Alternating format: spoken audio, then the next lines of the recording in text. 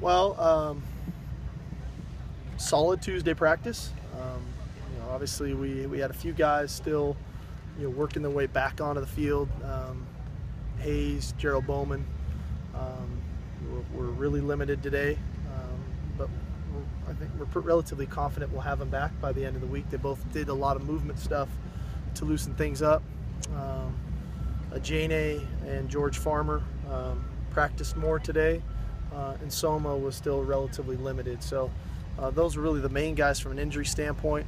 I thought the guys came out with a good intention to work to improve, to really try to soak in the game plan, which is obviously what Tuesdays are about, really getting the meat and potatoes of the game plan installed, working through the kinks of it, and then getting it cleaned up in our meetings this evening and getting back on the field tomorrow for practice. So all in all, thought they were in good spirits. I think these guys understand the value of this game and what it means kind of in conference standings, which is important to know. So we're treating it just like the rest of them. It's worth the same, but it is a valuable one, and we understand the environment we're heading into. Is Adoree able to do more today than maybe you thought a couple days ago? No, I mean he came out of the game not as bad as maybe we first initially thought, and he's done a good job with his rehab, and he was able to get back on the field and really do quality work. So we're anticipating him good to go for Saturday. Would you possibly manage some of the stuff he does, though? Maybe have him play a little less on special teams or something? Yeah, we're going to have to. And we usually make those decisions, when we hit Thursday, when we really start looking at, playing time and rotations and different things of that nature. Tuesday and Wednesday are really just kind of getting the game plan implemented and seeing how we can execute the game plan and who looks good at doing what. So by Thursday we'll have a better understanding of kind of the rotation. How difficult a matchup is Juju for other teams now? Well, he's great for us because we obviously know what Nelson can do, and Nelson's so versatile and has got such a high football IQ. He gives us the luxury of moving him all over the field. But we've come to find out with Juju, he's very similar. Juju has an extremely high football IQ as well, and he's a physical guy. One play he's running a deep post, the next play he's blocking a defensive end in the run game. So their versatility allows us to be creative offensively, to go along with what Darius is bringing to the table, Bryce Dixon coming along. So it's a fun group to work with now halfway through the year because they really understand the offense, and they're understanding the concepts within the offense and being able to be interchangeable within the concepts. Do you have to consider any kind of contingency plan with Davis regarding the fumbles? No. Again, we've went back and evaluated them. They're really coming on second effort, extra effort plays. I mean, it was a heck of a run the other night that he fumbles on. It's just raising his level of awareness when there's more people around him, when he is on his way down to the ground, of putting two hands on the ball. And so, I've said this numerous times, generally speaking as a coach, if you work on something and you practice it and you preach it, you get results. And so I'm anticipating Justin, taking care of the football and doing it at a high level. He had some great runs again after the fumble, just as he had at Arizona. But both of those two came really on effort plays and on a second hit. He was hit the first time, and then it was the second guy coming in that jarred it loose. So we just have to raise his level of awareness. Are you guys going to wear the new helmets this week? Yes. Do you think you're going to wear them the rest of the season, or just game by game? Maybe? I don't know. Yeah, probably game by game. Until you lose. What does a game like that do for a quarterback like that? What does that do for kind of his position as the team leader and what it does for Cody?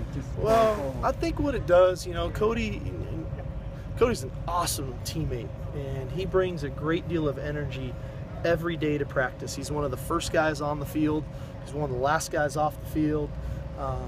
He's always engaged. Even when he's not in at quarterback, he'll be talking to the receivers or the O-line, or he's over messing with Hayes on the defense. He's just a very engaging teammate.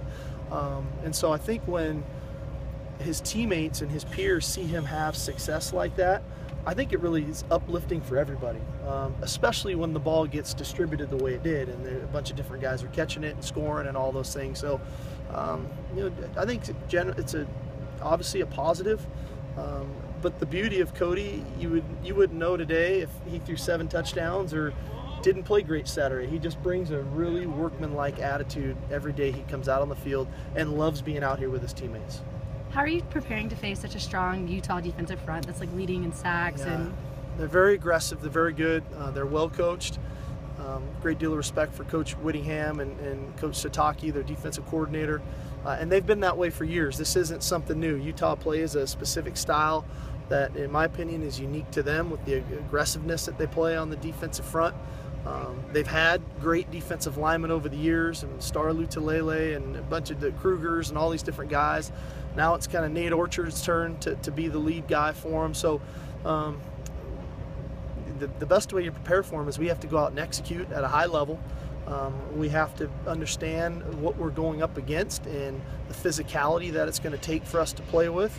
And then we need to be creative with our play calls to make sure that we're taking care of our offensive line and putting them in positive positions to be successful. You mentioned your offensive line and their improvement. Is this their biggest challenge thus far? I would say so. Yeah, I think Utah, it would be the challenge is a couple folds. One, they're playing a really talented opponent. Two, the crowd noise and being on the road. So a couple factors play into this. So this will be a great challenge for them. Do we know who Utah's quarterback is going to be and who it is? Does that influence your defensive strategy? Quite honestly, we're planning on seeing both of them. It really looks like when you look at the tape of the last couple of games, they're going with the hot hand.